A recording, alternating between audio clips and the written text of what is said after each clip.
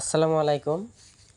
আজকে হচ্ছে আমি আমার যে ছোট্ট পরিসরে একটা সোনালী এবং দেশি মুরগির কিছু পালন করতেছি, সেইটা একটু আপনাদের সাথে শেয়ার করলাম।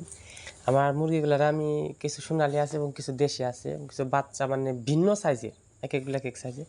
তো সব মিলে আমি খাবার একটাই দেই, মানে সবটার একই খাবার দিই। যখন সবটাই দেবো একই সাথে, একসময় গমের ভুসি এবং ফিট এটা ব্যবহার করে, আর পাশাপাশি জিঙ্ক ব্যবহার করতেছে। আমাদের মুরগিগুলা ডিম দিতেছে এবং একটা মুরগির পা অনেকটা ফুলে গেছে, এগুলো হচ্ছে জিঙের অভাবে হয়ে থাকে। এর কারণে এখানে হচ্ছে আমি ফিট নিছি আর গমের ভুসি নিছি, আর হচ্ছে এসকেপের জিঙ্ক নিছি 5 লিটার। এগুলো আমার গরুর জন্য আনছি, তো পাশাপাশি ওদের দেওয়া হইতেছে।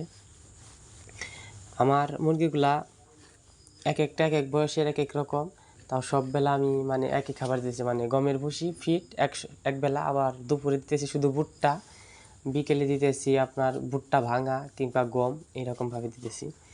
তো আলহামদুলিল্লাহ মুরগিগুলা আমার সোনালি কয়েকটা বাচ্চাও ফুটাইছিলাম। এই যে এগুলা দেখতে পাচ্ছেন, এগুলো হচ্ছে আমার সোনালির বাচ্চা। আমার ওই যে মুরগ আর ওই যে মুরগিগুলা, ওগুলারই বাচ্চা। মানে হেরা কিন্তু ডিম দেয় কিন্তু বসে না। দেশি মুরগিদের বাচ্চাগুলো ফুটানো হয়েছে, আরও 10 পিস আছে। এগুলো হলো ছোটো ছোটো, 1 মাস বয়সের মতো হয়েছে এরকম আর কি।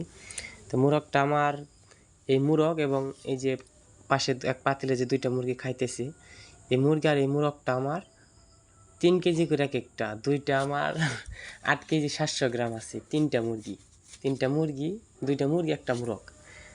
এগুলো হচ্ছে ডিমের জন্য মোটামুটি ভালোই, কারণ অনেকেই বলে মিশরি ফার্মই ভালো।